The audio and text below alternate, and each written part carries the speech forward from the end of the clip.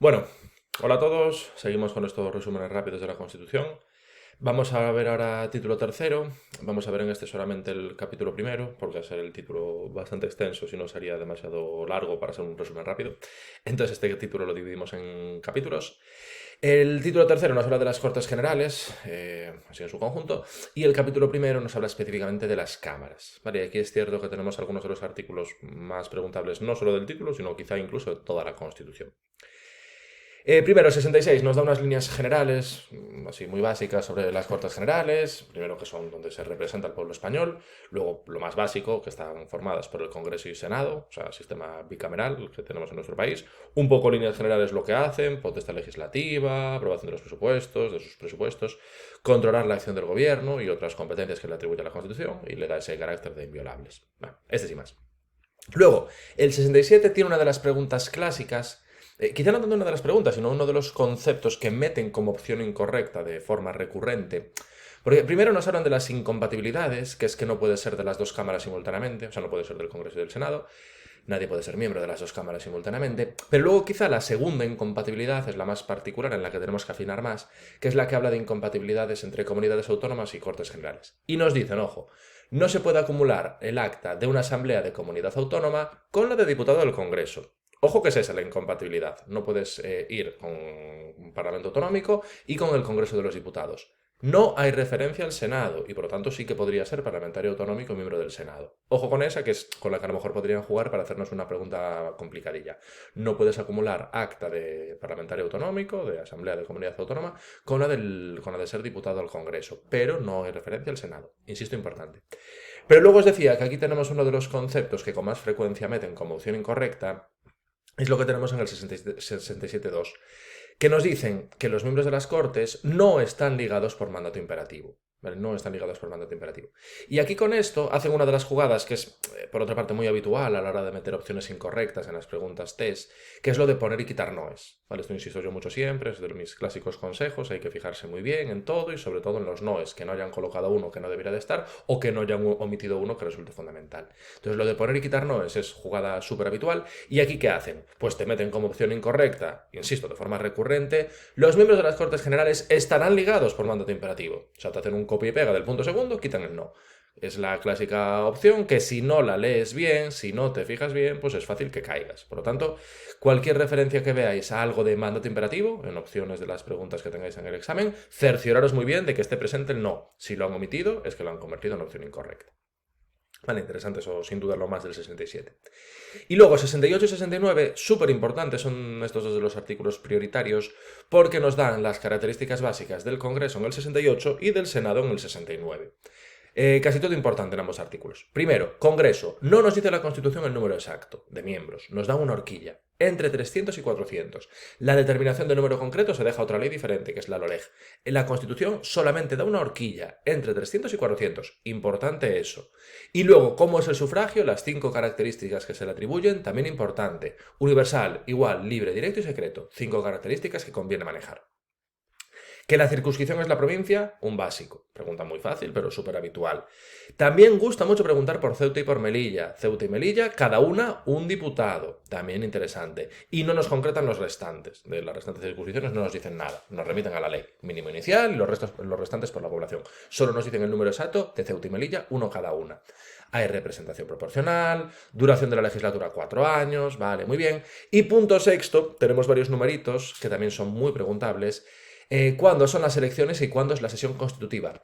Elecciones entre los 30 y 60 días desde la finalización del mandato, entre 30 y 60 después de que finalice el mandato serían las elecciones, y sesión constitutiva dentro de los 25 días siguientes a la celebración de las elecciones. Entonces lo de los 30, los 60 y los 25, todos los numeritos del punto sexto, todos importantes. Vale, entonces artículo 68, sabéis que prácticamente todo súper preguntable.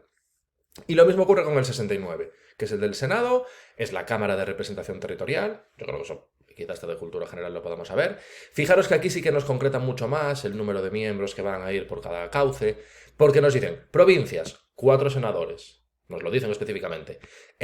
Mecanismo de elección o características del sufragio, igual que para el Congreso: sufragio universal, igual, libre, directo y secreto. ¿Vale? Son 4 por provincia, con ese sufragio universal, igual, libre, directo y secreto. Luego, punto tercero, nos hablan de las islas. Interesante aquí de forma básica. Islas grandes, 3 senadores. Islas pequeñas, 1 senador. Vale, muy básico, pero así. Y el punto cuarto, Ceuta y Melilla, igual que gusta preguntar por el número de miembros del Congreso, de diputados que tienen Ceuta y Melilla, también gusta preguntar, quizá incluso hasta más, por el número de senadores. 2 cada una. ¿Vale? 2 cada una. Y luego también muy interesante el punto quinto. Fijaros que estamos viendo los senadores provinciales, digamos los de elección directa. En el punto quinto nos hablan de los senadores de designación autonómica, que son de representación indirecta. Y tenemos cada comunidad autónoma un senador y otro más por cada millón de habitantes, elegidos por las asambleas legislativas o por el órgano colegiado superior de gobierno de la respectiva comunidad autónoma. Entonces, fijaros que hay senadores de elección provincial, los de designación provincial, los que votamos nosotros, y senadores de designación autonómica, que es lo que le llaman representación indirecta, porque no los votas tú, sino tú como ciudadano me refiero, sino que los elige o bien el Parlamento, la Cámara Autonómica, o bien el órgano colegiado de gobierno. Vale, entonces interesante esa referencia. Y luego duración de la legislatura también son 4 años, o sea que esto, sin más, son cosas de cultura general que todos sabemos. Las causas de inelegibilidad e incompatibilidad nos remiten a la ley electoral. Aquí nos hacen referencia a una serie de puestos en concreto. Pero bueno, este tampoco es especialmente preguntable, o sea, por poder lo pueden preguntar, pero no es de los prioritarios. Luego el 71, que nos habla de la inviolabilidad, de la inmunidad y del aforamiento. Inviolable por lo que opinan, bueno, por las opiniones que manifiestan en el ejercicio de sus funciones. Inmunidad, solo les pueden detener en caso de flagrante delito. Para inculparlos y procesarlos requieren la autorización de la Cámara. Aforamiento ante la Sala de lo Penal del Tribunal Supremo. O sea, inviolabilidad, inmunidad y aforamientos, lo que tenemos principalmente en este artículo 71. En el 72, un detallito muy preguntable. Las cámaras tienen sus reglamentos, aprueban autónomamente sus presupuestos, tienen un estatuto de personal de las Cortes Generales y los reglamentos y las reformas, mayoría absoluta. Reglamentos y reformas, mayoría absoluta. ¿Vale? Interesante esa referencia a la mayoría absoluta, bastante preguntable.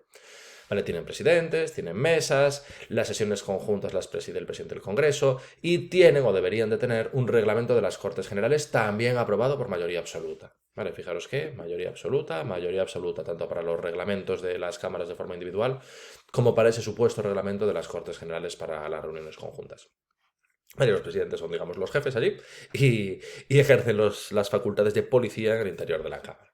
Vale, pero quizá del 72 las referencias a las mayorías absolutas lo más preguntable. 73, también preguntable, sobre todo el punto primero, que es un clásico, pero yo creo que es muy sencillito. Periodos de sesiones, tenemos 2. El primero de septiembre a diciembre y el segundo de febrero a junio. Vale, el primero de septiembre a diciembre y el segundo de febrero a junio. 2 periodos de sesiones, digamos que van con los ciclos del colegio en vez de con los del año natural. No, los ciclos escolares que empiezan en septiembre en vez de con el año natural. Esa es pregunta súper habitual, pero muy facilita. Y luego, posibilidad de convocar, de celebrar sesiones extraordinarias. Pueden hacerse a petición del gobierno, de la Diputación Permanente o de la mayoría absoluta de los miembros de cualquiera de las cámaras. Vale, tiene que haber un orden del día y una vez finalizado se clausura.